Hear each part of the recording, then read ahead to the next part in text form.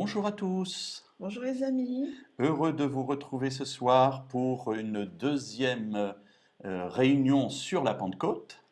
Et nous allons essayer de résumer donc un petit peu ce que nous avons vu dans la première partie, mais avant cela, nous allons prier. Seigneur éternel, merci de tes bontés, merci de ces moments que tu nous donnes pour être avec toi. Alors que nous allons bientôt commencer notre sabbat, eh bien nous voulons nous réunir autour de ta parole et continuer notre étude de la semaine dernière, ce que tu nous enseignes au travers de cet événement particulier de la fête de Shavuot, de la fête de Pentecôte. Merci de nous éclairer, merci de nous accompagner en cela, au nom de Jésus. Amen. Voilà, donc je ne sais pas comment s'est passée votre semaine. Si elle a été difficile, j'espère qu'aujourd'hui, elle sera, enfin, avec cette journée et ce moment passé entre nous, nous arriverons un peu à nous stimuler, nous encourager. En lisant ces passages du livre des Actes des Apôtres au chapitre 2, dans son ensemble, nous avions déjà commenté une première partie, c'est-à-dire quand les apôtres vont parler en langue s'adressant à un public qui vient de tout le bassin méditerranéen et même au-delà. Nous avions vu une carte qui nous parlait donc du rassemblement de ces juifs qui venaient adorer et ils viennent de loin. Et c'est à un moment particulier, on est au printemps, 50 jours après Pâques, c'est-à-dire que nous voyons aussi, tant dans la compréhension biblique chrétienne mais aussi avant rabbinique, que les deux fêtes, donc Pâques et Pentecôte, sont mises ensemble. C'est pour cela d'ailleurs qu'il y a un petit mot, un petit verbe que vous ne trouvez pas euh, dans votre Traduction. traduction en français, quand il nous est dit que le jour de la Pentecôte arriva, à vrai dire, c'est plus précis en grec, il veut dire que le jour de la Pentecôte s'achève. Ils arrivent, ils s'accomplissent. Par rapport à quoi? Mais par rapport à Pâques. C'est-à-dire que Pâques et Pentecôte sont liés par ces 50 jours et dans une même explication. Alors qu'est-ce qui s'est passé à Pâques? Peut-être juste avant de dire justement que ce temps de 50 jours est encore de nos jours compté chaque jour par le peuple juif et qui montre bien qu'il y a là une continuité, quelque chose qui est vraiment englobé puisque cette fête, et nous l'avons mentionné la semaine dernière, cette fête de Shavuot, cette fête de Pentecôte est la seule fête biblique qui n'est pas datée. Elle est calculée toujours par rapport à Pâques. Et en faisant cela, nous voyons qu'il y a donc une signification, des significations qui vont s'emboîter. Alors, on est donc au printemps. La fête de Pâques nous rappelle la libération d'Égypte. Alors, il faut savoir que pour les trois grandes fêtes, donc de Pâques, de Pentecôte et de la fête des tentes, des tabernacles. Alors, je dis tout ça en français, mais on pourrait dire donc Pessah pour dire Pâques, Shavuot pour dire les semaines, la fête des semaines. On compte ces 50 jours pour arriver à la fête de Pentecôte. Et puis la dernière fête des 7 grandes fêtes. Donc ces trois fêtes qui sont imposées pour qu'on vienne à Jérusalem adorer. Et il y a la dernière fête qui est la fête de Sukkot. Et donc, ces fêtes-là sont toujours en premier lieu des fêtes agricoles. Elles vont avoir aussi une signification historique, et puis nous allons les voir à chaque fois. Nous avons vu que pour Pâques et pour Pentecôte, il y a une signification typique et antitypique.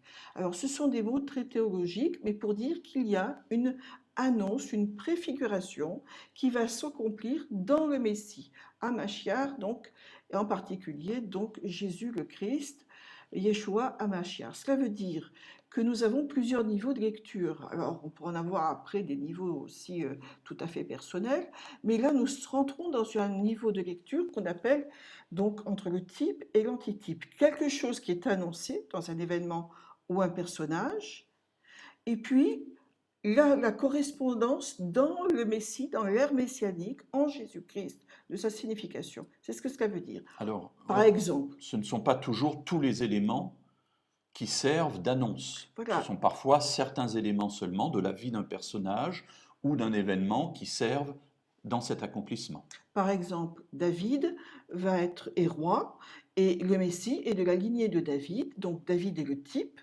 et Jésus est l'antitype, c'est-à-dire qu'il vient coller, le Jésus Le dans le Messie. sens le Messie, va venir coller à la signification royale de la messianité. Joseph est aussi un type de Jésus et Jésus est l'antitype de Joseph. Donc ce frère qui est tout à la fois vendu et tué, enfin pas tué mais vendu comme esclave, puis après va servir de, euh, de libérateur à ses frères, eh bien, est aussi a une signification messianique, c'est-à-dire Jésus vendu, méprisé par ses frères, va être le libérateur d'Israël. Voilà ce que c'est le type et l'antitype. Donc là, nous sommes dans des fêtes qui ont une portée non pas simplement historique, où on regarderait en arrière ce qui s'est passé, une compréhension agricole, mais une compréhension dans le Messie, et c'est en cela que c'est antitypique. Alors, Alors, une fois qu'on a dit tout cela, rappelons ce que c'est d'abord la fête agricole. Tu peux nous dire peut-être, François, pourquoi il y avait ces gerbes qui étaient proposées donc à l'élévation et puis qu'on mettait devant Dieu. alors, on l'avait mentionné donc la semaine dernière, les gerbes qui sont présentées à Dieu, qui sont données à Dieu, puisqu'elles sont apportées au temple, et on ne pourra donc pas en retirer les grains qu'on était en droit d'attendre.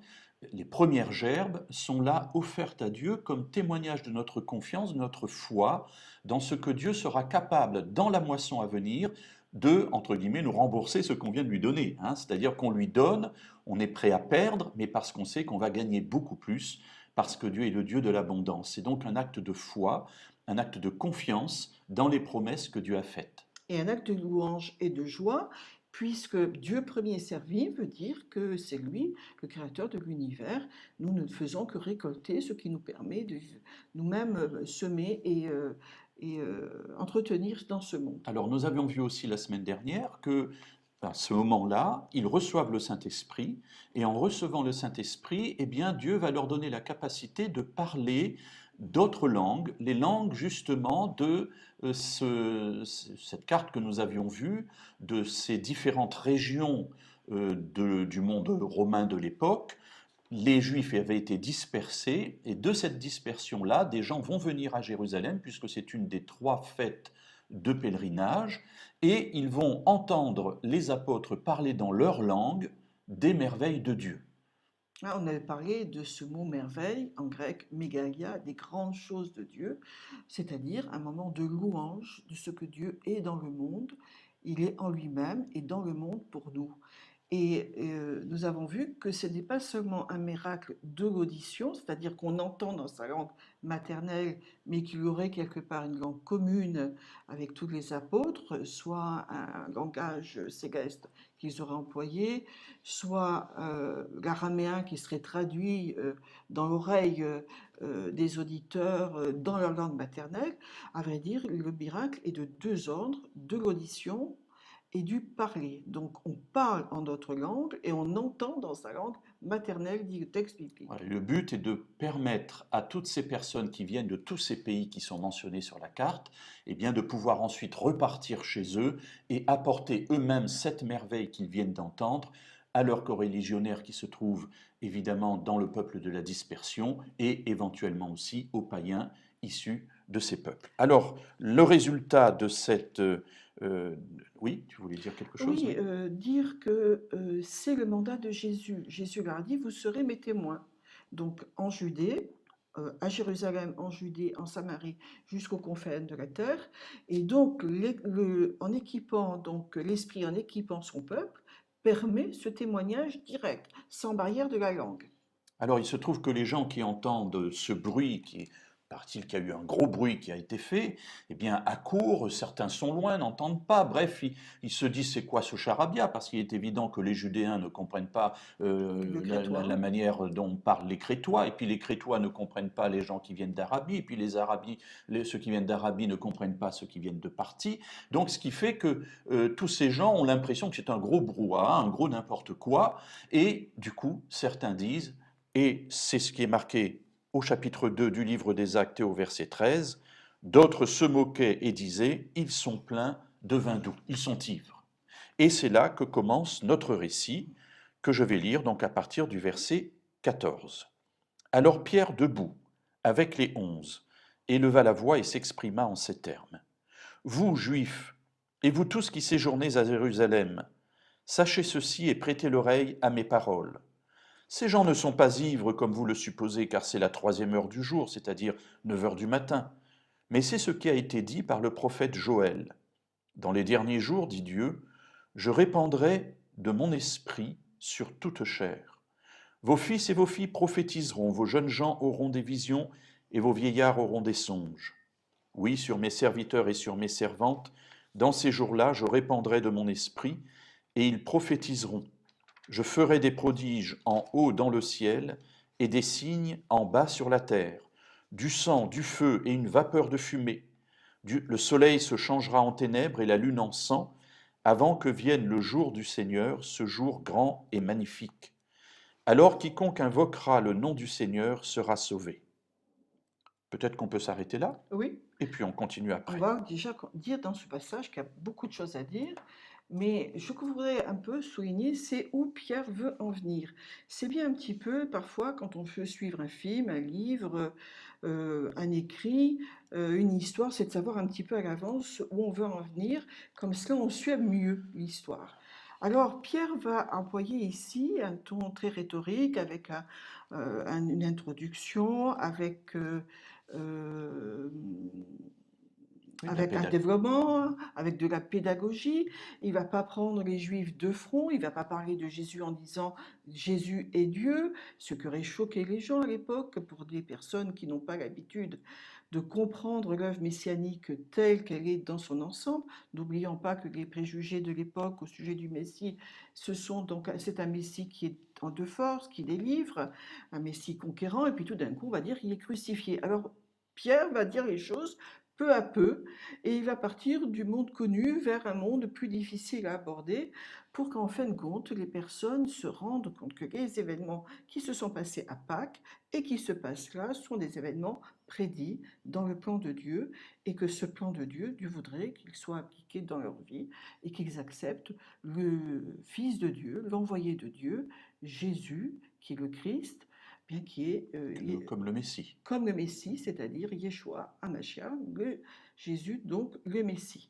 Et pour cela, il va employer beaucoup de délicatesse pour pouvoir arriver à faire entrer peu à peu, par une pluie fine, pas une pluie torrentielle, la pluie de l'esprit, dans un langage connu vers un langage plus difficile, enfin un message plus difficile à entendre, celui de la crucifixion du Christ, vers quelque chose donc qui est plus facile à entendre. Alors il commence par Joël.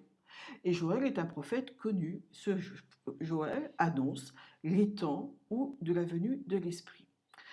Alors que veut-il dire ici? Eh bien, avant de parler de cela, c'est qu'il faut savoir, c'est que si Joël en parle, bien d'autres avant en ont parlé.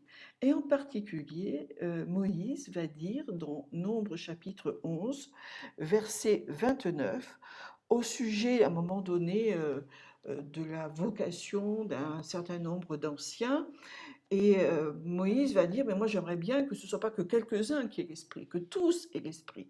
Et voilà ce qu'il déclare donc dans Nombre chapitre 11, verset 29. Il dit, mais pourquoi es-tu jaloux? Pourquoi es-tu jaloux? Celui, donc Josué, pourquoi tu penses qu'il n'y a pas que quelques-uns qui doivent avoir l'esprit? Eh bien, puisse tout le peuple de l'Éternel être composé de prophètes, et veuille l'Éternel mettre son esprit sur eux. Voilà donc la prière et le souhait de Moïse, qui est un souhait ancien, on est là au XVe siècle avant Jésus-Christ, eh bien nous voyons que c'est le souhait d'avoir l'esprit de Dieu. Alors, d'autres prophètes avaient aussi amené ce message, avaient apporté ce message de la part de Dieu, notamment le prophète Ézéchiel. Nous avons notamment dans le chapitre 36, au verset 24 et 27, une parole qui est donnée de manière très forte.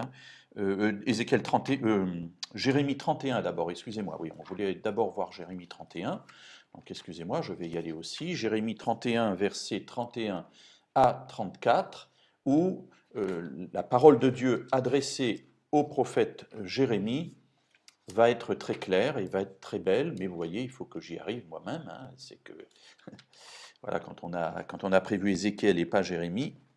Donc 31 à 34.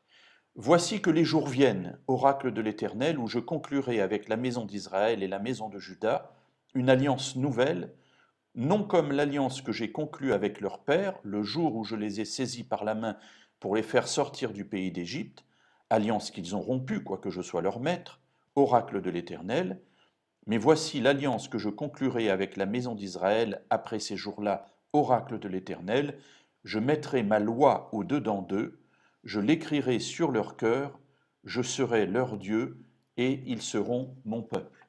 Alors c'est intéressant de voir que la fête de Pentecôte est aussi la fête du don de la loi, et donc ce n'est pas pour rien que l'Esprit est donné à ce moment-là au peuple juif rassemblé, aux disciples qui sont là, et ensuite par extension à ceux qui écouteront ce message, parce que c'est aussi la réalisation de cette promesse. Ça nous montre une chose très intéressante, c'est que le Messie Jésus n'est pas là en train de créer quelque chose de nouveau, mais il est là simplement en train de réaliser les paroles que Dieu avait données par ses prophètes déjà à ce qu'on appelle communément l'ancien Israël, du temps des prophètes, et là, en l'occurrence, du temps de Jérémie. Alors, on a parlé de Moïse, on a parlé de Jérémie, on a parlé de Joël, on peut parler aussi d'Ézéchiel au chapitre donc 36, versets donc 24 et 25. Moi j'aime beaucoup Ézéchiel, c'est un prophète qui a parfois des songes un petit peu bizarres, surtout le premier avec le trône de Dieu et les êtres vivants, qu'on appelait la Merkaba. Et dans Joël, il va y avoir Dans Ézéchiel. dans Ézéchiel, pardon, il va y avoir cette prise en compte du peuple de Dieu qui doit être renouvelé. Ce qui est nouveau, ce n'est pas dans le sens que ça n'a jamais existé, mais dans le sens du renouvellement. Et c'est ce qui se passe au temps de la Pentecôte, que nous voyons, mais qui est l'aspiration de tous les prophètes, un peuple sans cesse renouvelé. Finalement, ce que Dieu fait, ce n'est pas effectivement une nouvelle alliance, mais c'est ramener le sens véritable de l'alliance qui avait été oubliée. Voilà, une restauration de Voilà. l'alliance, un renouvellement de l'alliance, et c'est toujours valable pour nous. L'Église, et je parle ici du christianisme, n'est, comment dirais-je, fondée spirituellement que dans ces renouveaux. Si on se relâche, on finit par perdre la foi et se distancier, et puis ressembler aux païens, ou ressembler à des gens qui sont intolérants ou complètement endormis. Voilà. Mais l'essence même de la vie spirituelle, c'est toujours ce renouveau sans cesse vécu. Alors, nous lisons donc dans le livre d'Ézéchiel, au chapitre 36, versets 24, 25, 26 et 27. Je vous retirerai d'entre les nations, je vous rassemblerai de tous les pays, et je vous ramènerai sur votre territoire. Je ferai sur vous l'aspersion d'une eau pure, et vous serez purifiés. Je vous purifierai de toutes vos souillures et de toutes vos idoles. Je vous donnerai un cœur nouveau, je mettrai en vous un esprit nouveau, j'ôterai de votre chair le cœur de pierre, et je vous donnerai un cœur de chair. Je mettrai mon esprit en vous, et je ferai que vous suiviez mes prescriptions et que vous observiez mes ordonnances. Ainsi donc par le Seigneur. Et vous voyez qu'on a toujours le thème du renouvellement. Et un renouvellement, ce n'est pas les actes extérieurs, mais du cœur, c'est de l'intérieur dont on parle ici. Et mêlé à la foi, l'éthique, la pratique. C'est-à-dire qu'il ne suffit pas de croire intellectuellement, mais de l'avoir dans le cœur, et puis après d'avoir une foi vécue. Donc vous observerez mes prescriptions, mes ordonnances. On est toujours dans l'arrière-fond, donc dans la compréhension de ce qu'est la Pentecôte ici. Exactement. Et ce qui est intéressant aussi de voir, c'est que tout ce qui va suivre et qui nous est rapporté dans ce qu'on appelle le Nouveau Testament, eh bien, n'est pas quelque chose de nouveau. C'est quelque chose qui est déjà inscrit complètement dans ce qu'on appelle aussi communément l'Ancien Testament, c'est-à-dire en fait dans la seule Bible que les personnes de cette époque, à commencer par Jésus et continuer par les disciples, avaient. Et là, on parle de la nécessité de ce cœur nouveau, de la nécessité d'une circoncision qui ne soit pas simplement de chair, mais qui soit le symbole de quelque chose de plus profond, c'est-à-dire la circoncision du cœur. Et alors c'est intéressant qu'après le chapitre 36, eh bien, il y a le chapitre 37 d'Ézéchiel. Et Ézéchiel 37, eh bien, c'est la vision des ossements. Là, vous vous souvenez, cette vision où Dans Dieu une vallée. montre, voilà, dans une vallée, des ossements complètement desséchés, et le prophète est là, il se lamente sur les ossements, et Dieu lui dit, parle aux ossements, souffle sur eux, l'esprit vient, ces ossements reprennent vie, et il y a là une renaissance qui est faite, et cela pour mentionner, pour eux, plus exactement pour donner une parabole sur ce qui vient d'être dit dans le chapitre 36 et qui vient de commenter. Qu'ils revivent. La présence de l'Esprit est le gage d'une vie nouvelle, et c'est bien là le sens de la Pentecôte, c'est bien là le sens du don de la loi qui est inscrite dans le cœur, et c'est bien là le sens de la présence de l'Esprit dans la vie qui transforme complètement, profondément, eh bien, la vie de celui qui le reçoit. Alors, je ne sais plus si tu as marqué dans le montage cette ce fameux verset de Romains 5, verset 5, qui me tient à cœur de vous lire, parce que nous pourrions croire que parler en langue, c'est un équipement, comme si on mettait un tablier, on avait un marteau, ou on allait porter un casque pour entrer dans la mine, comme un équipement pour travailler. Et à vrai dire, c'est plus que ça, recevoir l'Esprit Saint. Et je l'avais dit la fois dernière, recevoir l'Esprit Saint, c'est recevoir son état d'esprit. Et l'état d'esprit, c'est l'amour. Donc, dans l'épître de Paul aux Romains, Paul dit, quand il reçoit l'Esprit, il reçoit quelque chose de particulier. Et il nous dit donc, or l'espérance ne trompe pas, parce que l'amour de Dieu est répandu dans nos cœurs par le Saint-Esprit qui nous a été donné.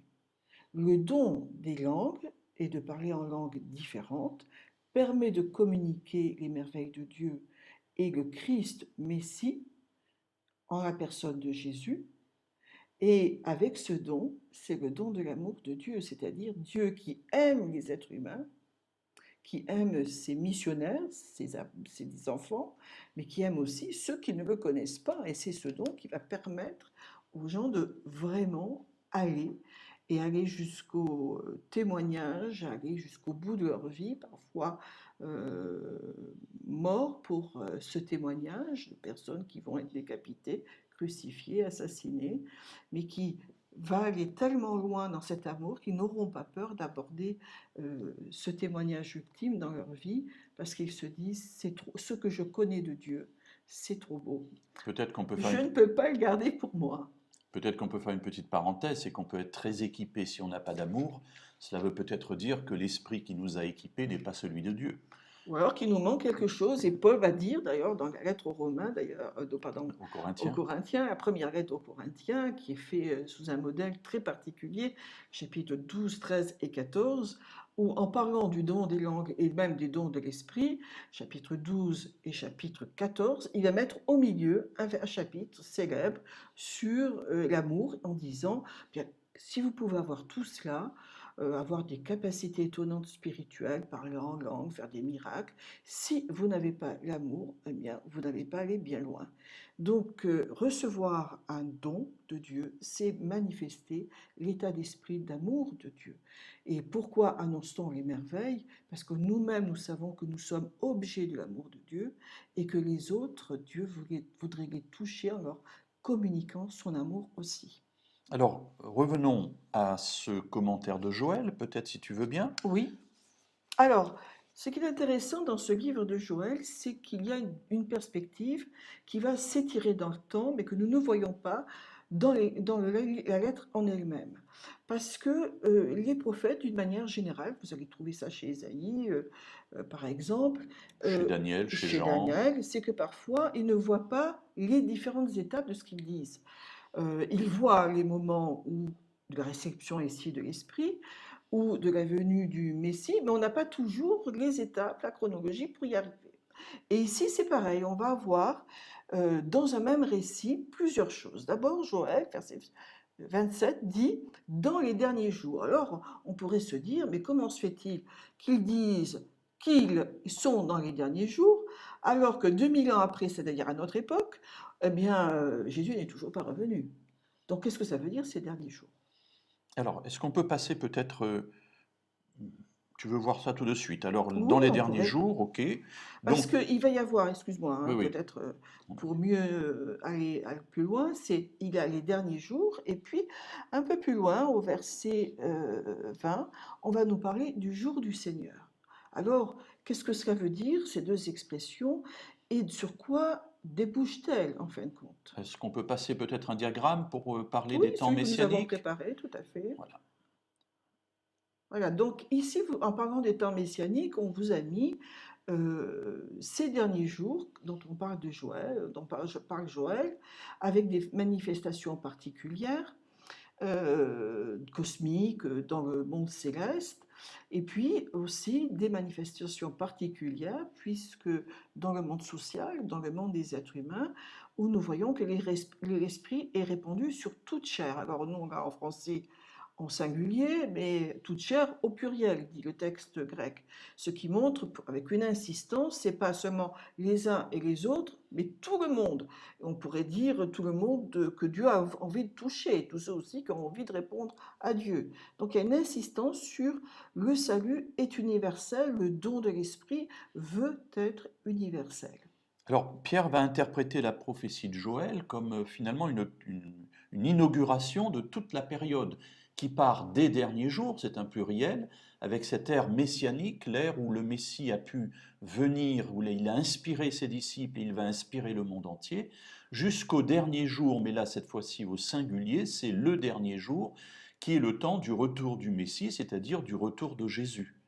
Donc il est venu une première fois, il vient une autre fois. À vrai dire, si nous lisions même la Bible et l'Apocalypse en entier, nous nous rendrions compte que Dieu est toujours en train de venir. Il vient voir son peuple, il le visite, il intervient pour lui, et puis il interviendra à la fin de la fin pour délivrer son peuple. C'est ça le dernier jour, en fin de compte. D'ailleurs, c'est intéressant de voir que dans l'Évangile selon Matthieu, au chapitre 13 et au verset 39, on nous dit que la moisson, c'est la fin du monde. Et n'oublions pas que la fête de Pentecôte est une fête de moisson. Et cela nous amène donc à voir quelque chose d'intéressant au niveau des fêtes de l'Éternel. Si on prend un autre schéma sur les fêtes de l'Éternel, eh bien nous avons les 4 premières fêtes du printemps, les prémices, Pâques, les pains sans levain et Shavuot, Pentecôte. Et puis de l'autre côté de l'année, en automne, les 3 fêtes d'automne qui sont les trompettes, le Yom Kippour et la fête de Sukkot qui est la fête des tabernacles. Et ces 2 grandes périodes sont marquées par une pluie particulière en Israël. Alors, si on ne comprend pas comment les Israélites et les enfants de Dieu en terre d'Israël vivent, on va avoir du mal à comprendre les prophéties, parce que les prophéties se calquent sur le calendrier agricole, le calendrier de l'année. Et nous voyons que au début, donc, on sème, c'est-à-dire en automne et en début d'hiver, eh bien, il y a là une première pluie qui est là pour attendrir, ameublir la terre qui a été durcie pendant 5 mois d'un grand soleil. D'accord? Les Méditerranéens diraient sous le cagnard, hein. On peut mentionner qu'il y a eu des récoltes depuis Pentecôte jusqu'à Sukkot, qui est la fête vraiment où on récolte les derniers fruits. Et c'est intéressant de voir qu'après ce moment-là, Sukkot marque en Israël l'arrivée de la pluie. Et quand la Voilà, pluie n'arrive pas, on prie et on prie. Parce que si la pluie ne vient pas, on ne peut pas on ne semer. peut pas semer. Donc on ne peut pas labourer, on ne peut pas semer. Donc il y a une pluie nommée dans la Bible comme étant une pluie précoce, la première du mois. Et puis, il y a une autre pluie qui va arriver plus tard, le temps va s'écouler, les mois vont passer, on arrive donc de l'automne vers automne-hiver, vers le printemps, et là donc il y a la levée des grains, les épis sont bien formés, mais il faut qu'ils mûrissent. S'il n'y a pas à ce moment-là une autre pluie pour faire mûrir la récolte, eh bien les épis n'arrivent pas à maturité et on ne peut pas moissonner. Ils vont brûler et puis ils ne produiront pas ce Un qui est grain nécessaire. Voilà. nécessaire, un épi bien fourni. Or, Dieu a pris ce modèle agricole comme un modèle aussi spirituel. Il faut semer et il y a une première récolte. Et pour qu'il y ait une première récolte, il faut qu'il y ait une première pluie. Nous sommes à Pentecôte, c'est-à-dire la fête que nous avons vécue la semaine dernière et que nous expliquons encore aujourd'hui. Mais il faut une autre pluie pour que l'épi, le grain qui vient à maturité puisse grossir grâce aussi au soleil et puis être récolté d'une manière définitive. Et si on n'a pas assez de pluie, eh bien, on ne peut pas avoir une bonne moisson. Alors, dans les temps... Alors, Oui, pardon. si on veut l'application au temps Mhm. messianique, c'est ça en fin de compte, c'est qu'il faut donc une première pluie, une première Pentecôte et une deuxième Pentecôte, j'allais dire finale, dans les derniers jours, le jour du Seigneur, qui fera que ce message sera amplifié et que les derniers grains, la dernière grande moisson se fera, et que quand Jésus arrivera, nous dit le texte biblique, Matthieu chapitre 24, je n'ai pas la référence, vous rechercherez dans les versets 40 et quelques, où on nous dit que Jésus va envoyer ses anges du haut du ciel quand il revient, et pour avoir rassemblé son peuple. Voilà, c'est ça la moisson, la dernière grande moisson. Mais pour que cela se fasse, il faut que le message soit donné. Et pour que le message soit donné, il faut qu'on soit équipé de l'Esprit Saint, tant de son état d'esprit que de son souhait de pouvoir parler et communiquer aux autres. Alors, c'est intéressant de reprendre, de continuer le texte, donc, et on va ainsi avancer, puisque nous avons vu ce que cela signifiait chez Joël, nous allons voir maintenant ce que Pierre va en dire. Alors, je vais lire à partir du verset 22, et nous continuerons donc le récit pour aller plus loin. Israélites, écoutez ces paroles. Jésus de Nazareth, cet homme approuvé de Dieu devant vous par les miracles, les prodiges et les signes que Dieu a faits par lui au milieu de vous, comme vous le savez vous-même, cet homme livré selon le dessein arrêté selon la prescience de Dieu, vous l'avez fait mourir en le clouant par la main des impies. Dieu l'a ressuscité en le délivrant des liens de la mort, parce qu'il n'était pas possible qu'il soit retenu par elle, car David a dit de lui, « Je voyais constamment le Seigneur devant moi, parce qu'il est à ma droite, afin que je ne sois pas ébranlé. » Alors, que veux-tu dire sur ce texte? Eh bien, d'abord, de belles choses. Donc, avec délicatesse, donc, Pierre d'abord cite Joël en disant tout ce qui se passe, c'est annoncé, donc il n'y a rien de nouveau, il n'y a rien de difficile à comprendre, il n'y a rien d'étonnant, enfin si c'est étonnant parce que quand même ça arrive, mais voilà, ce n'est pas surprenant, ça fait partie du plan de Dieu. Et dans le plan de Dieu, il a envoyé aussi son Fils. Et son Fils a manifesté qu'il était approuvé de Dieu, accrédité de Dieu, parce qu'il va faire des miracles. Et Pierre ici, va employer les trois mots pour dire les choses miraculeuses, les bienfaits de Dieu qui sont faits aux êtres humains, mais d'une manière extraordinaire. Alors il y a le mot donc miracle, prodige et signe, pour nous dire que tout l'ensemble de la vie de Jésus était là pour faire du bien.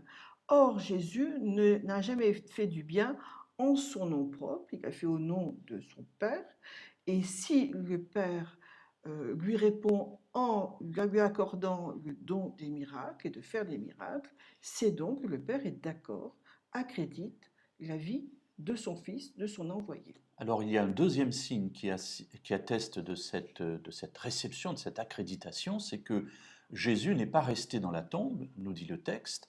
Pierre le répète au versets 25 et 28, il ne pouvait pas rester dans la tombe. Ça n'était pas possible. Bien, tout simplement parce que Jésus, dans sa vie propre, est sans péché. La Bible nous dit que le Messie doit porter nos péchés sur lui. C'est un rappel des rites sacrificiels, on aura sans doute l'occasion un jour de voir cela ensemble, mais Jésus, à titre personnel, n'a jamais péché, donc il ne pouvait rester dans la tombe. Et là, Alors, ce qui est difficile, c'est un petit peu dans ce passage-là, c'est de dire il n'est pas mort tout seul, il n'est pas mort de sa belle mort, ou dans son lit, ou d'une maladie. Il est mort à cause d'un certain nombre d'événements dont vous êtes, vous qui m'écoutez, les auteurs. Et là, ça devient de plus en plus difficile à entendre. ici, ici Pierre est en train de dire, alors de plus en plus précisément aux Juifs qui se trouvent là, mais vous remarquez qu'ils se trouvent là, mais ce ne sont pas eux qui sont responsables directement de la mort de Jésus, mais il les englobe, hein, toute la nation est englobée de cette manière-là, par les impies, puisque ce sont les Romains qui ont crucifié Jésus, techniquement, mais sur l'instigation des chefs juifs. Donc, Pierre est en train de leur dire, vous portez une responsabilité collective de cet acte. Et on va voir après, évidemment, ce qu'il va en faire, parce que là, s'il s'arrêtait là, ce serait catastrophique, évidemment. Quand il s'adresse, bien sûr, ici, il s'adresse aux Juifs, mais nous savons que nous sommes, nous maintenant, 2000 ans plus tard, nous portons la responsabilité aussi de cet acte. Car notre péché a fait que Christ est mort pour nous. Et pour Yvette, pour François, et c'est pas que les Juifs, hein, c'est que tout être qui a péché, et c'est-à-dire tout être humain, s'il veut entrer dans le salut, eh bien doit de se rappeler que c'est Jésus qui est le sauveteur et qui est mort pour lui. Et il doit Donc changer de voilà. conduite, comme cela a été mentionné dans le livre de Jérémie et d'Ézéchiel. Et là, il ne s'agit pas d'avoir un point de vue antisémite ou d'avoir cette fameuse expression de peuple déicide en parlant des Juifs, mais on parle d'une affaire historique. Et Pierre dit, pardon, d'une manière historique, ben oui, c'est quand même sous l'instigation des personnes qui étaient là, donc des Juifs. Mais moi, en tant que non-juive, ou vous peut-être, si vous acceptez la mort de Jésus et son salut, sa résurrection, par son salut, eh bien vous serez aussi sauvés. Et vous êtes en quelque sorte les personnes qu'il avait aussi crucifiées, parce que c'est à cause de nos péchés qu'il est mort, et il est mort pour tous. Donc ici, pas d'antisémitisme, on est dans un moment historique que l'on dépeint, mais ce moment historique nous donne à chacun de nous, et là, dans ce moment-là, aux Juifs présents, ceux qui étaient sûrement présents, parce que à la première fête, on venait à la deuxième fête, eh bien, il y a une responsabilité. Et Pierre dit, vous l'avez quand même crucifié. Alors, ce qui est intéressant aussi de noter, encore pour rester encore dans cette perspective, c'est que Jésus est ressuscité. Jésus n'est pas resté dans la tombe. Et selon le plan de Dieu, mort Voilà. et ressuscité, selon le plan de Dieu, cela veut dire que le plan de Dieu va, comment dire, convertir en quelque sorte ce qu'on a fait de mal en bien. C'est-à-dire tuer, assassiner quelqu'un, c'est mal, mais en fin de compte, Dieu s'en sert pour que cette personne apporte le salut. Et ça donne une autre perspective à la culpabilité des Juifs, mais aussi de tout être humain qui accepte Jésus et qui accepte d'être pécheur. Non pas parce qu'on n'est pas pécheurs les uns et les autres et qu'on dirait ben, toi tu es pécheur, moi je ne le suis pas, mais il faut le reconnaître, c'est ça l'accepter d'être pécheur. Et de dire, eh bien oui, je porte une part de responsabilité. Mais ce grand plan de Dieu ne me fait pas me plonger dans une culpabilité, il veut me faire vivre tout court la vie de Dieu. Voilà, il ne s'agit pas de souligner une culpabilité pour le faire, mais parce que derrière, il y a quelque chose de merveilleux. C'est que justement, Jésus ressuscité, le texte nous le dit au verset 25, il est à ma droite, hein, Dieu est là, et le Messie est à la droite de Dieu, Jésus est à la droite de Dieu, c'est-à-dire qu'il a été victorieux de la mort qui est le salaire du péché, et cette victoire, eh bien, elle nous est donnée. Et ça, c'est quelque chose de très beau, puisque c'est le plan, c'est la proposition que Dieu fait pour nous. Alors à partir du verset 29, je lis ou tu lis? Non, tu peux y Je vais aller, lire. vas-y. Frères, donc Pierre maintenant explique les choses. Qu'il me soit permis de vous dire franchement au sujet du patriarche David qu'il est mort, qu'il a été enseveli et que sa tombe existe encore parmi nous. Petite parenthèse, je ne l'ai pas dit il y a quelques instants, mais il va citer ici le texte du psaume 16, hein, où il parle justement de la résurrection, qui est là sous-entendu, évidemment. Quand David l'écrit, il ne comprend pas toute la teneur prophétique qu'il y a dans ces paroles. Pierre en tire les enseignements. Le patriarche David, il est mort, sa tombe est encore parmi nous. Comme il était prophète et qu'il savait que Dieu lui avait juré par serment de faire asseoir un de ses descendants sur son trône, c'est-à-dire sur le trône de Dieu, il a prévu par ses paroles la résurrection du Messie qui, en effet, n'a pas été abandonné dans le séjour des morts et dont la chair n'a pas vu la corruption. Ce Jésus, Dieu l'a ressuscité. Nous en sommes tous témoins. Élevé par la droite de Dieu, il a reçu du Père l'Esprit Saint qui avait été promis, et il l'a répandu comme vous le voyez et l'entendez. Voilà la raison de la Pentecôte. Tout ce long développement pour dire que tout cela était prévu, que la venue de l'Esprit fait partie du plan de Dieu du salut. Il y a la mort, il y a la vie, il y a la mort, il y a la résurrection de Jésus, et parce qu'il est ressuscité, il peut envoyer l'Esprit, cet Esprit que vous entendez aujourd'hui au travers de mes paroles, des paroles de mes amis, qui parle à chacun d'entre vous dans leur langue et qui vous permette d'être sauvés. Alors, il est élevé à la droite de Dieu. Cela veut dire qu'il a une position élevée, une position de puissance. Cela veut dire aussi qu'il reçoit encore une fois l'approbation, non pas seulement durant sa vie, non pas seulement durant sa résurrection, puisque c'est par Dieu qu'il ressuscite, la volonté de Dieu, mais aussi par la position élevée où Dieu le met. Assieds-toi à ma droite, et même à mes droites, hein, comme si on pouvait en avoir plusieurs encore, pour dire tant la position est élevée. Donc cette position de la droite, on pourrait dire de vice-roi, de prince, de premier ministre, à part que Jésus, et plus que cela, il est lui-même le Fils de Dieu et le roi lui-même. Et il est assis, ça veut dire qu'il siège, qu'il trône, qu'il est là pour nous et qu'il tient le monde dans ses mains. Il tient les manettes du monde. Souvent, on a l'impression que tout est chaotique, surtout quand on regarde la télévision et qu'on passe d'un journal à l'autre, et puis d'un pays à l'autre, on a l'impression que c'est le chaos sur la terre. Et Dieu nous dit, mais non, même s'il y a le chaos, il y a quand même quelque chose que je suis. Et je suis l'actualité plus que vous ne le croyez. C'est que donc, le Christ, mon Fils, étant à ma droite, c'est lui qui décide pour moi où nous allons. Et c'est lui qui a autorité.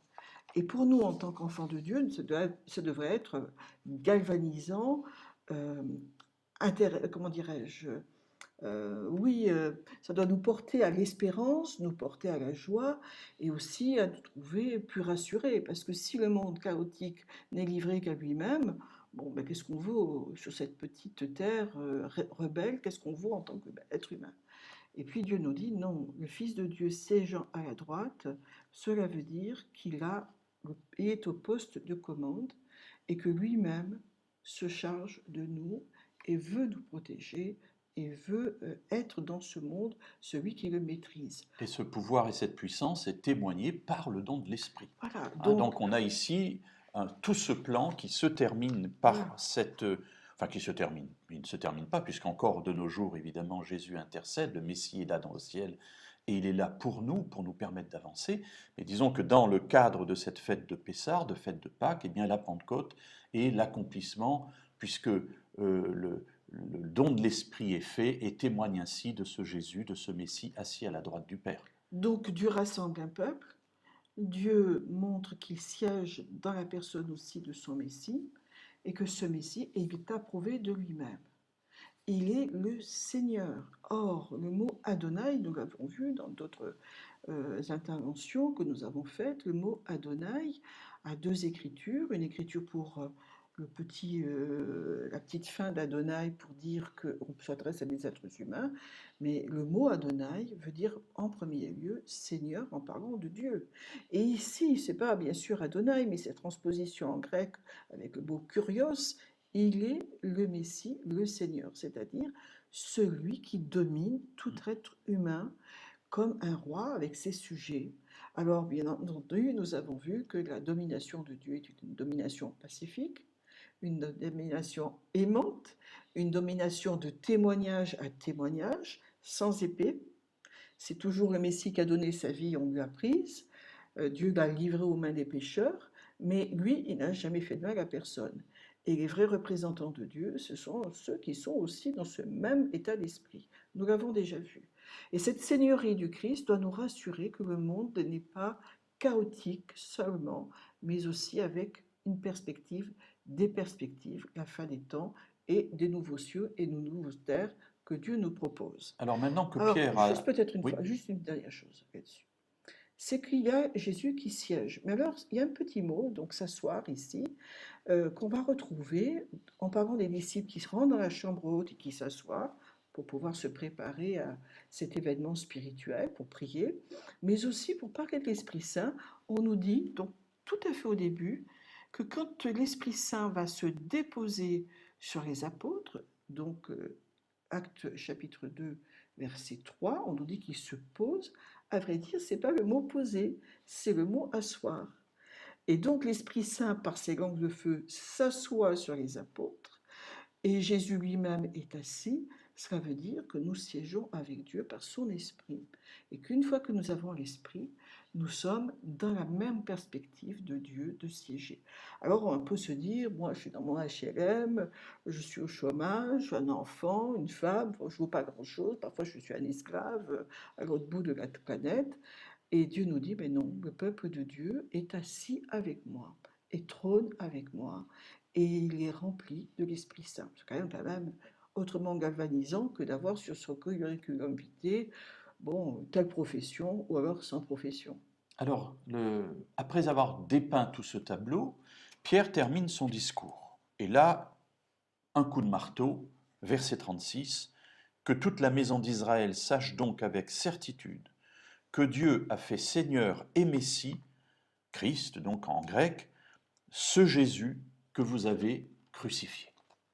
Alors, vous remarquez ici, et c'est une méthode que nous devrions tous employer pour parler des choses de Dieu, c'est que, comme l'a dit Yvette tout au début de notre rencontre, c'est que les choses vont en progression. D'abord, Pierre parle de choses connues, de choses acceptées, de choses pour lesquelles il n'y a pas de discussion parmi les Juifs, et puis peu à peu, il ajoute des éléments pour arriver enfin à une conclusion qui a pour but de toucher le cœur. Et là, évidemment, quelle va être la réaction? Verset 37, Oui. après cela, après avoir entendu cela, ils eurent le cœur vivement touché et ils dirent à Pierre et aux autres apôtres, hommes frères, que ferons-nous? Ben oui, parce que tout d'un coup, cette prise de conscience est tellement forte. L'œuvre de l'esprit est en train de se faire, c'est-à-dire qu'il touche le cœur, c'est-à-dire l'endroit même du siège de la décision. Et qu'est-ce qu'il faut faire? Ils sont au fond du trou, au fond du trou. Alors, Et c'est là la beauté du message de Pierre, hein, c'est qu'il ne va pas les laisser au fond. oui, ils sont au fond du trou, mais ils savent qu'il y a une issue, parce que sinon ils ne poseraient pas la Tout question. à Ce qui fait. veut dire qu'ils perçoivent dans le discours de Pierre, et La c'est pour ça que je bienveillance de disais, Pierre. voilà, c'est pour ça que je disais, il faudrait qu'on garde cette approche. Il ne s'agit pas d'attaquer les gens et de souligner leurs fautes, mais de leur donner un message qui fera que, en entendant ce message, les personnes qui le reçoivent, bien sûr, sont touchées.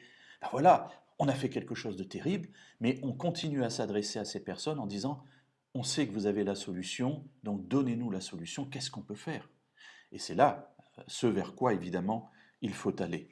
Alors Pierre continue, repentez-vous, dit-il, et que chacun de vous soit baptisé au nom de Jésus le Messie pour le pardon de vos péchés, et vous recevrez le don du Saint-Esprit, car la promesse est pour vous, pour vos enfants, et pour tous ceux qui sont au loin, en aussi grand nombre que le Seigneur notre Dieu les appellera.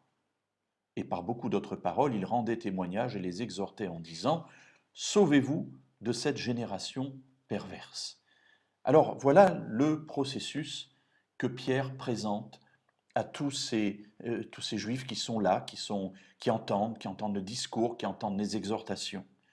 Repentez-vous, c'est-à-dire euh, détournez-vous du mal, détournez-vous de votre manière de vivre et revenez à Dieu. On parle ici à des juifs, donc c'est la tchouva dont on parle ici, c'est-à-dire le retour. Je me retourne et puis je prends une autre direction. Parce qu'on s'est éloigné, on revient. Voilà, on revient.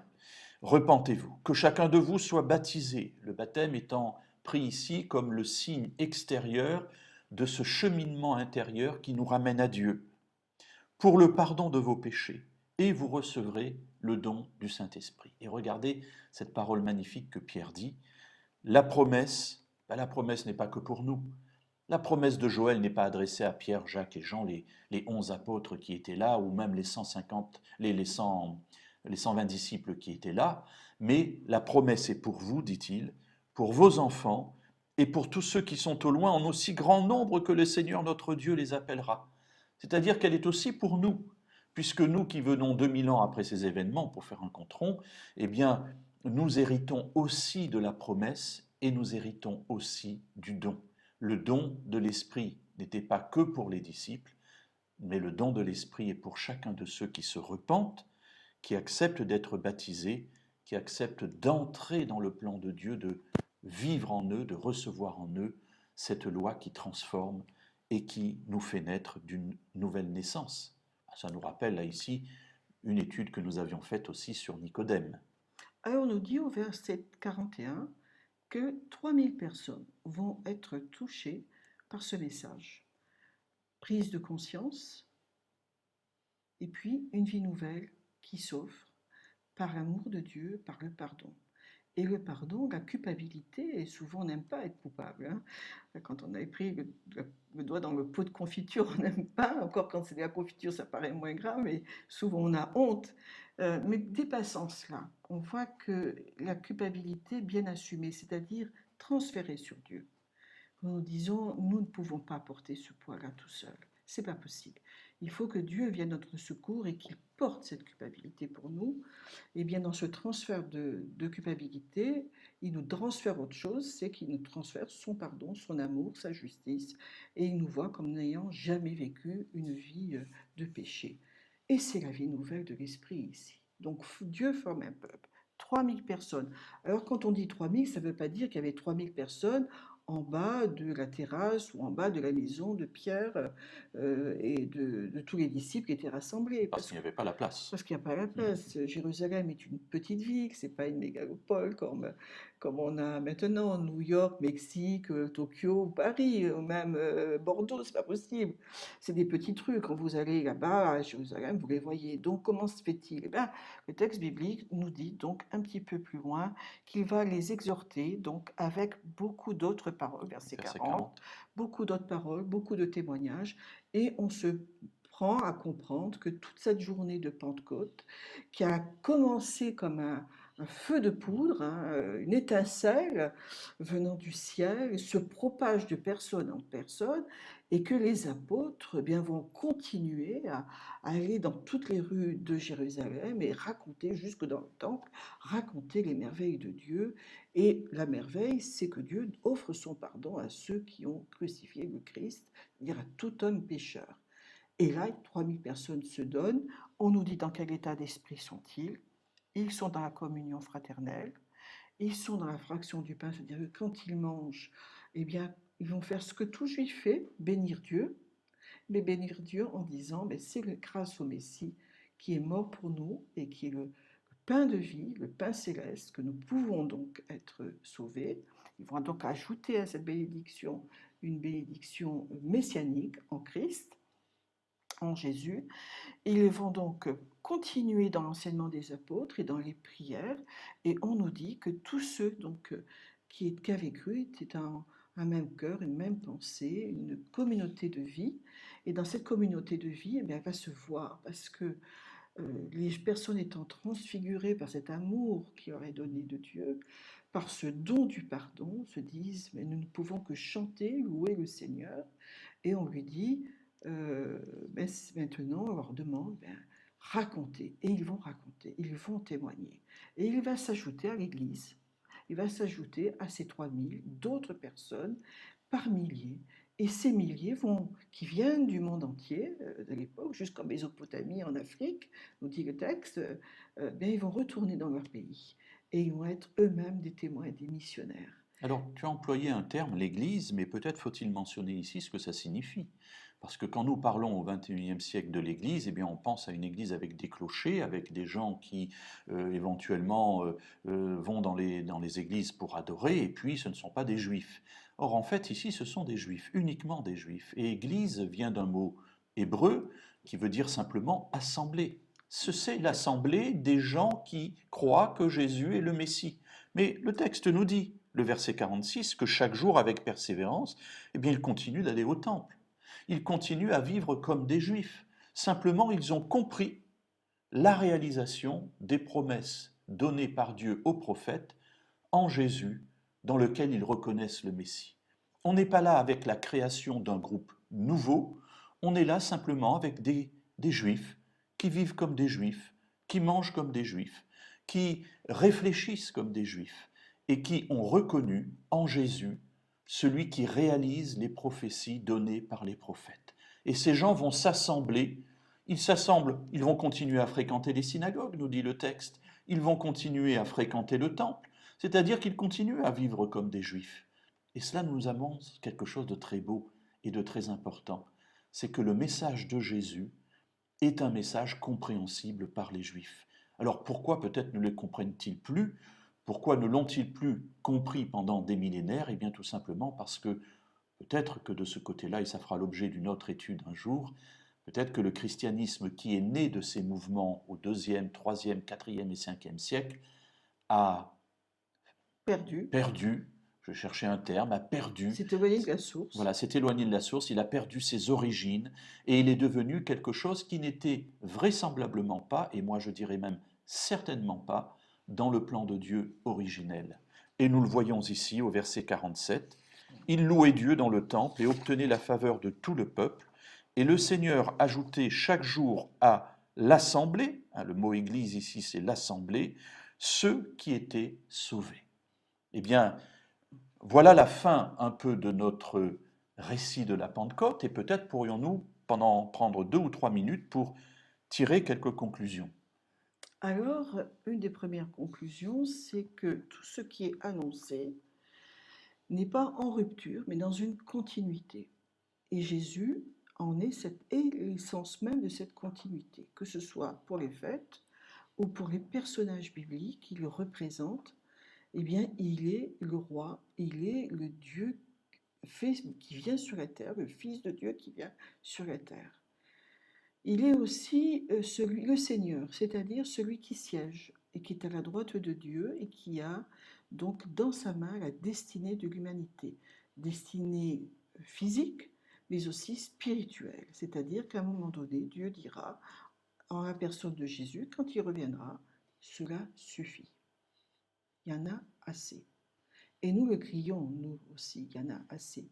Et nous voudrions faire passer d'un monde à l'autre parce qu'on se dit, eh bien, on ne veut pas revenir au monde d'avant. J'ai lu un article dans Le Monde il n'y a pas longtemps en nous disant, on ne veut pas revenir dans le monde d'avant, le confinement. On en a assez. On veut vivre un autre monde. Bien, Dieu nous l'offre ce monde. C'est l'offre du pardon, de sa vie nouvelle et de sa relation avec lui.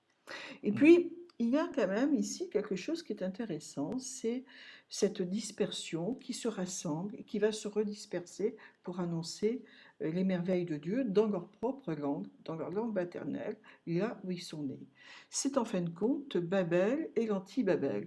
Babel, on monte vers Dieu, on le défie, on fait une tour, on veut être comme lui, on ne veut plus prendre sa place. Alors, c'est pas nouveau, hein, qu'on va être le chef à la place du chef et le vizir à la place du vizir. C'est l'état d'esprit aussi du diable, de Satan, donc de vouloir prendre la place de Dieu. Et on le défie, et puis Dieu disperse et va, pour que cette dispersion se fasse, pour que les êtres humains accomplissent le plan de Dieu, c'est-à-dire se répandre sur toute la terre, ce qu'il avait voulu dès le départ, qu'on puisse l'habiter dans tous les sens du terme, eh bien, il va disperser les nations, et pour qu'elles puissent être dispersées, il va donner des langues nouvelles, si bien qu'on va se regrouper par langues connues, et puis on va donc la terre va être remplie donc d'êtres humains. Et donc la Pentecôte ici, Et la Pentecôte, c'est l'inverse. La Pentecôte, c'est on était dispersés, on se rassemble. Et les langues qui devaient être pour Babel un moyen de dispersion, c'est un moyen de rassemblement, un moyen d'unité. Et ici, ce n'est plus une rébellion contre Dieu, mais une obéissance, une soumission à la seigneurie du Christ. Alors, comment est-on sauvé, dit le texte biblique? Eh bien, en invoquant le nom du Seigneur. Invoquer le nom du Seigneur, c'est plus que parler de lui ou dire son nom. D'ailleurs, le nom de Dieu est imprononçable. Et même si on parle de Jésus comme le Messie, nous devons comprendre qu'il est le Seigneur, que Dieu l'a fait venir dans ce monde pour nous sauver, pour mourir, pour ressusciter, pour s'asseoir après à la droite de Dieu, parce qu'il est vainqueur des puissances du mal. C'est ce que cela veut dire aussi, le siège de l'intronisation du Christ dans le monde céleste, c'est que le mal est toujours présent, mais il est vaincu. Alors nous qui avons souvent peur, et parfois très peur, et terrorisés par le mal, et le mal qui peut nous faire mal, eh bien Dieu dit, mais écoutez, moi je l'ai vaincu, et c'est mon Fils qui l'a fait sur la terre pour vous. alors la Pentecôte est donc la fête de la moisson, mais c'est une fête préfigurative de la moisson finale. À la Pentecôte, il y a cette première moisson de 3000 personnes, il y en aura 5000 ensuite, et ainsi de suite. Il y aura peu à peu un certain nombre de personnes qui s'ajouteront à la communauté des croyants, et cette Pentecôte est là comme le témoignage, de même que la gerbe que l'on amenait était le témoignage et l'espérance d'une récolte beaucoup plus importante, eh bien, cette Pentecôte est le témoignage et l'espérance d'une récolte à venir.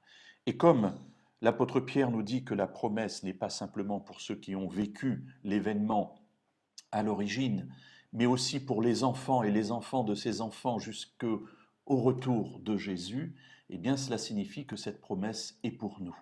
Chacun de nous, quelle que soit notre origine, quelle que soit notre langue, quel que soit notre pays, quelle que soit notre condition sociale, nous sommes appelés à faire partie de cette assemblée.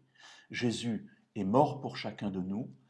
Jésus a pardonné nos péchés parce qu'il les a portés sur lui et nous sommes ainsi justifiés, nous sommes ainsi nouveaux, pardonnés par Dieu. Ce Et, message est très beau et il s'adresse à chacun de nous. et nous devenons le peuple messianique sous la seigneurie du Christ, c'est-à-dire une seigneurie que nous avons acceptée, qui n'est pas une domination totalitaire, mais de cœur à cœur, parce que nous savons que celui qui est notre Seigneur, c'est celui qui nous aime. Alors, seigneurie de Christ, seigneurie du Messie, seigneurie de Jésus, pour dire ici, d'une manière très forte aussi, le Seigneur des Juifs comme des païens, le Seigneur des Juifs comme ceux issus des gentils. Faire un seul peuple, c'était bien ce que Dieu avait annoncé dans le livre de Jérémie, c'était bien ce que Dieu avait annoncé dans le livre d'Ézéchiel, puisque cette universalité du salut est présente dans toute la parole de Dieu. Le but de Dieu, c'est qu'à la fin des temps, un seul peuple soit rassemblé, non pas un peuple chrétien, dans le sens historique du terme, mais un peuple qui accepte que Jésus soit le Messie envoyé par Dieu, non seulement pour Israël, mais pour toutes les nations. Et c'est pour ça qu'il vaut mieux dire un peuple messianique, parce qu'un peuple chrétien, ça veut dire quoi? Donc moi, je me méfie des mots, ils ont été usés et mal usés dans le sens abusé des termes. Et je préfère parler d'enfants de Dieu, pour les gens qui voilà, s'engagent avec le Seigneur. Et dans ce peuple messianique, c'est un peuple aussi fidèle à Dieu. Et cette fidélité, c'est la fidélité à la loi. Et nous revenons donc à toutes les symboliques, toute la symbolique De Shavuot, de, de Pentecôte. de Shavuot et de Pentecôte. Nous terminons notre étude. Nous vous encourageons à mettre des petits pouces bleus, nous vous encourageons à mettre des commentaires, nous vous encourageons aussi à rester Poser des quelques questions. instants sur le chat, nous allons rester quelques instants à répondre à des questions. Et nous vous disons, en tout cas pour le direct, à la semaine prochaine et que Dieu vous bénisse. Mais nous allons prier d'abord et c'est Yvette qui va terminer ce moment par la prière. Eh bien, Seigneur, nous voulons d'abord te porter une louange, te bénir, te dire que nous sommes admiratifs parce que ton œuvre de salut est immense. C'est un acte d'amour. Tu as envoyé Jésus pour nous sauver. Il a vécu une vie sans tache, il a vécu une vie sans péché, mais il est mort par la main des impies, des gens infidèles, et par la main de son propre peuple. Et parfois, nous-mêmes, nous sommes des êtres ingrats et nous ne comprenons pas à quel point tu nous aimes. Mais à côté de cela, il y a le pardon, la vie renouvelée. Et cette vie renouvelée recueille des êtres humains qui veulent se donner à toi, qui veulent vivre sous ta maîtrise, sous ton influence, en se soumettant à ta loi, à tes commandements, tes prescriptions, et non pas en te rejetant ou en te défiant, en sachant que tu nous veux toujours du bien et que quoi que tu nous demandes, c'est pour notre bien. Et Seigneur, que notre perspective dans ce beau livre que nous donne ce beau livre des actes des apôtres, que cette perspective messianique d'un peuple formé, rassemblé, et qui finira ce rassemblement quand Jésus reviendra, mais que cette perspective d'amour nous conduise et nous fasse aussi lever les yeux vers le ciel, nous donne notre identité et nous rassure de ce que toi-même tu sièges en Jésus-Christ à la droite dans ce monde avec Jésus. Pardon. Amen. Que Dieu vous bénisse et nous vous disons à bientôt. À bientôt, les amis.